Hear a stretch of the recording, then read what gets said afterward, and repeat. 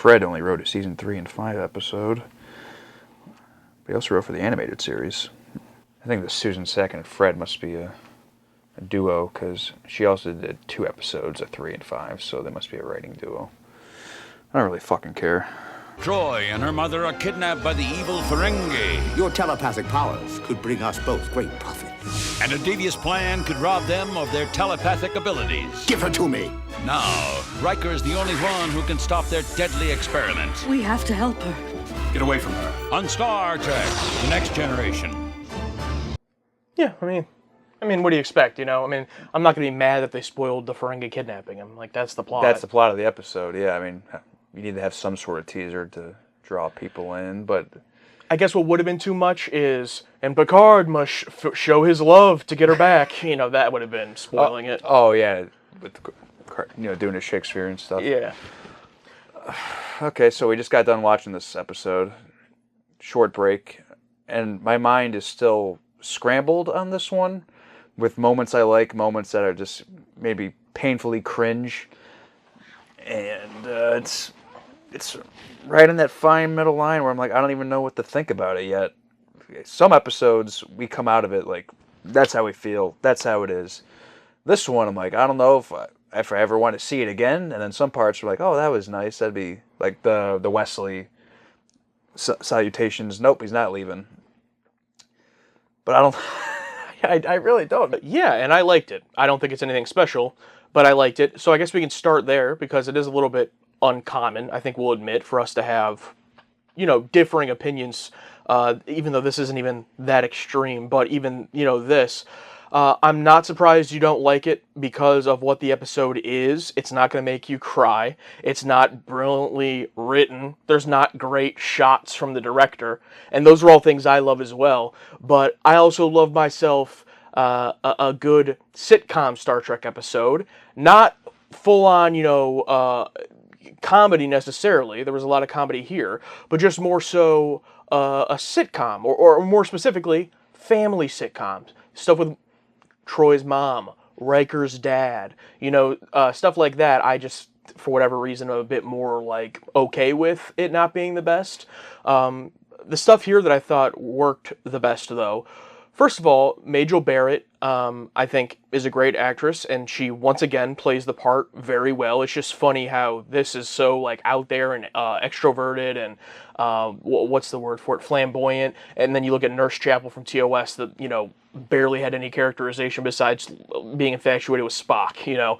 So that's really cool to see. And I also did like, even though there wasn't that much, the small moments with Troi and Riker, them getting to kiss for just a second, was cool to see. And Picard was hilarious at the end. I thought that was a great ending. And obviously the Wesley stuff, which you already said. Mm-hmm. So there was a lot in here that I'm sure, you know, we are going to get into the stuff that I think we both didn't like, but there was enough in here that I was like, that was neat, that was funny, I liked that. Real location that it was shot on, looked really nice. Yeah, it felt like just this is a fun Star Trek episode that I do enjoy, where it's like, okay, Sarek was this huge, emotional, amazing episode, like, I'm okay to, quote-unquote, turn my brain off for an episode and just kind of have fun with it for a moment. Did you like any of those other things I named, or you didn't care for any of that?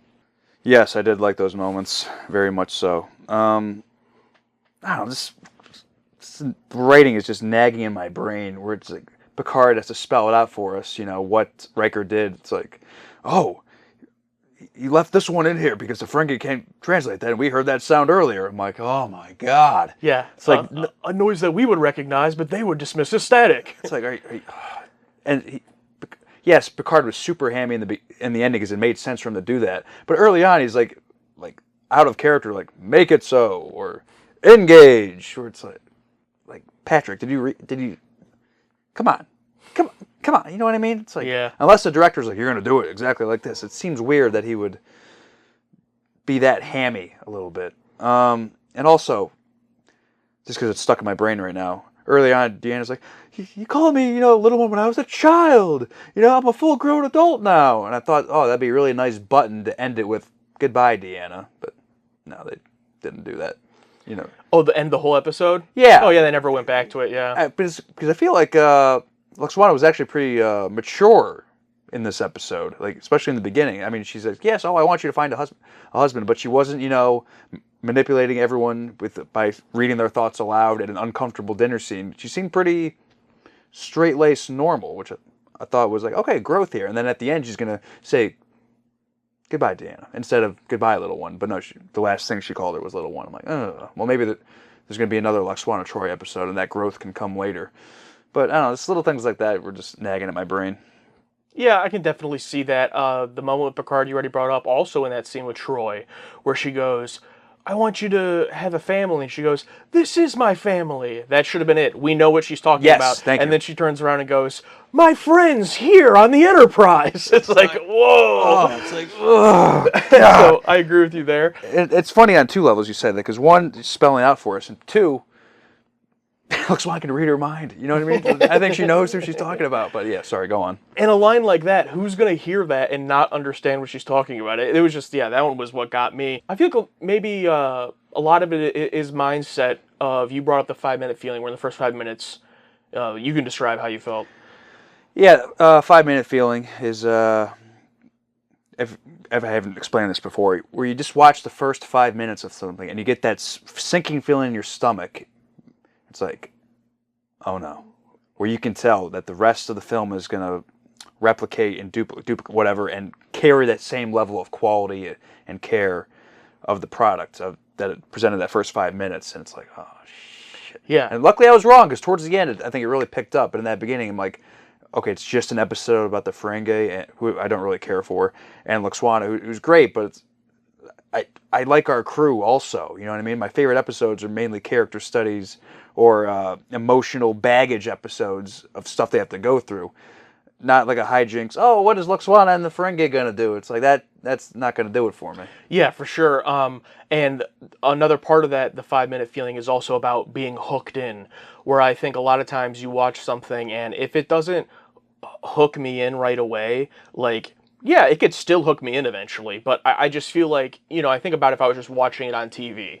If I turned this episode on and it didn't hook me in by the first time it went to commercial, like, I would change the channel, right? Like, that's why it's called a hook, right? Mm-hmm. So that's a big part of it too, and I definitely see why in this episode, by that opening scene, you were not hooked, and I was hooked. Not hooked in some super enthusiastic way, but my hook was kind of like I was allowing it to be what it was, in the sense that I was like, oh, literally as soon as they said, Lwaxana Troi and cut to her, I was like, oh, like, I was just like accepting what the episode was at that point. I don't think there will ever be, maybe I'm wrong, a Lwaxana Troi episode which does turn into Sarek or the Bonding, right? Like, every time she shows up, this is what we're getting. So I was just like, we've already seen this play out twice.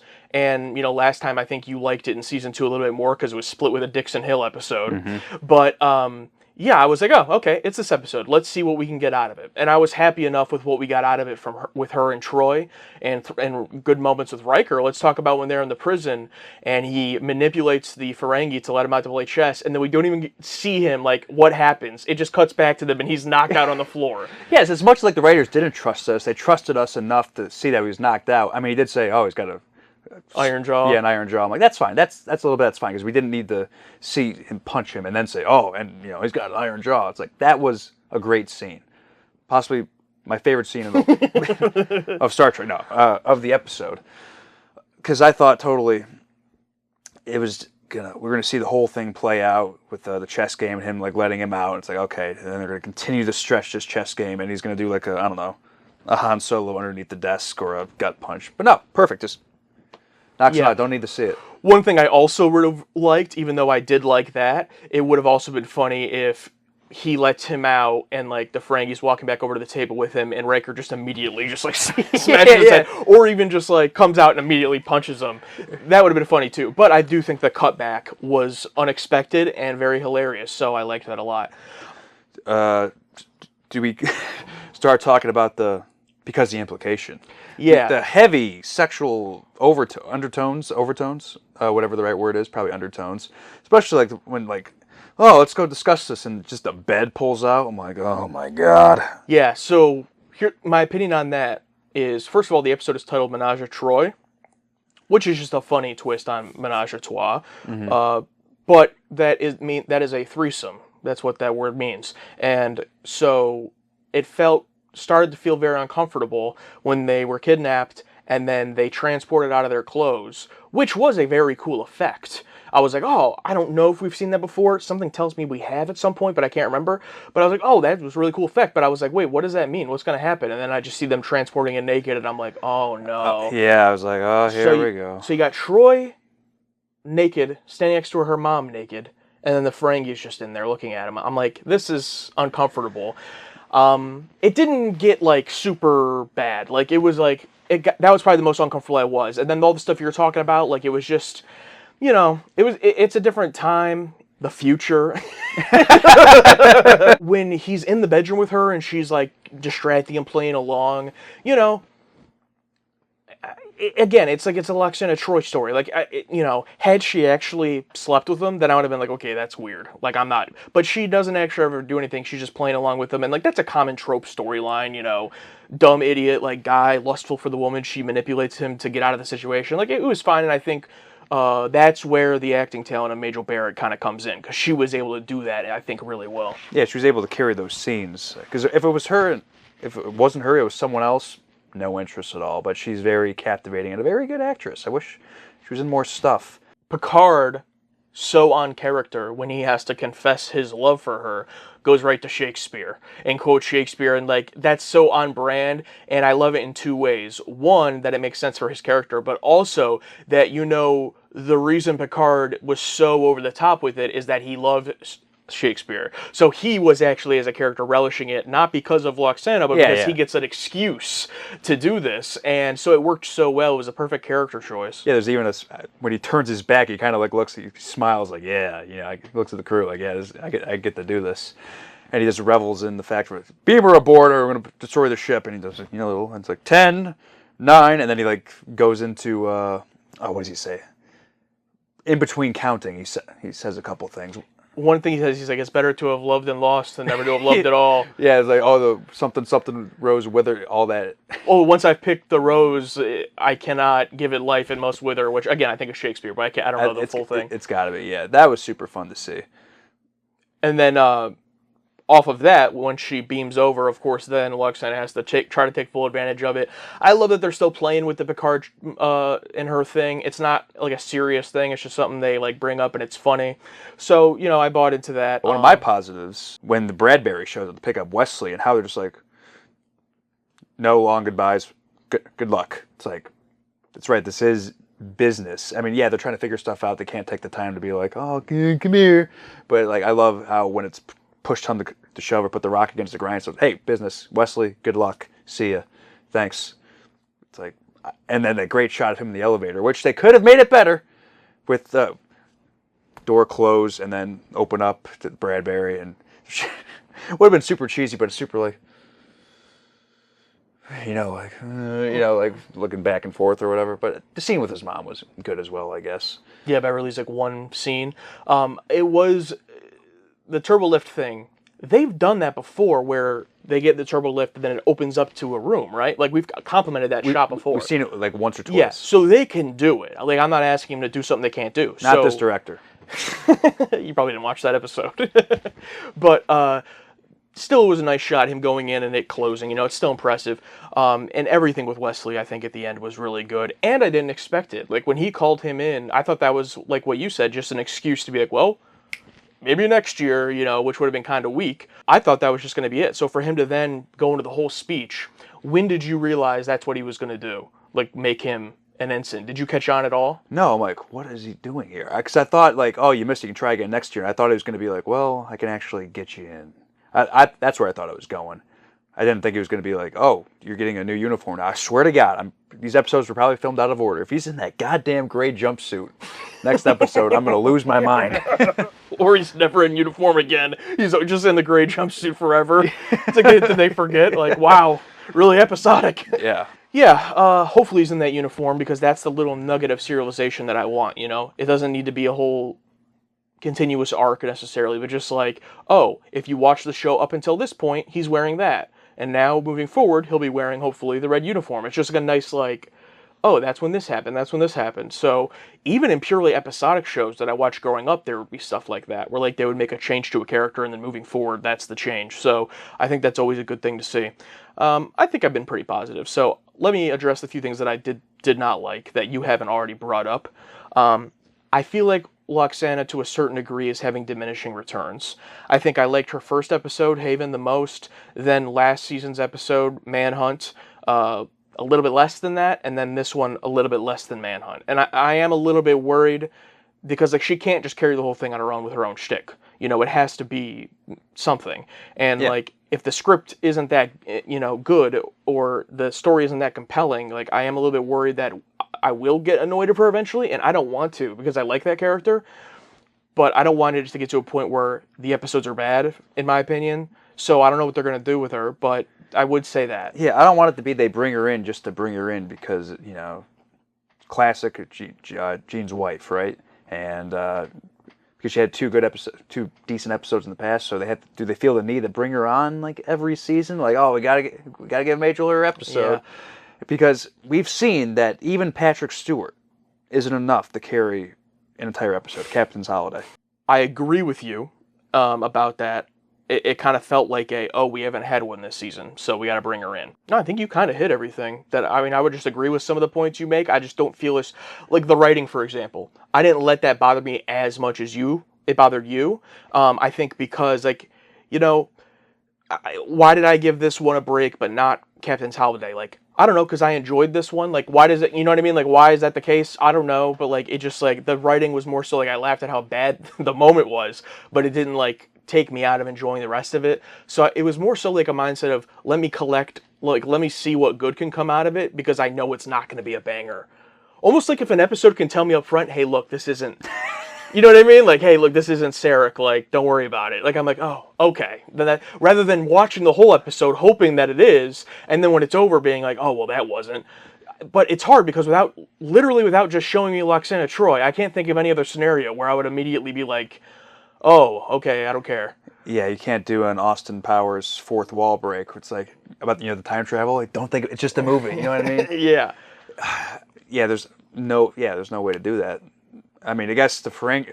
I guess showing the Ferengi and Loxana Troi was kind of the message where I got the fight, like, hey, this is what it's going to be. But for you, it was like, you were like, hey, I'm not going to be into this one, it seems. Yeah, but maybe people will take that differently. Maybe for you, that message, you take the message to you is, don't take it so seriously. Yeah, as to where for me, something in that example would be like, an alien ship is out there, we got to go chase it. This was not for me. Yeah, wrap it up. Alex and Josh, feel the target audience on a cosmic journey, feeling so immense. They're sitting in a room, ready for the show. Star Trek Next Generation, Season 3, let's go!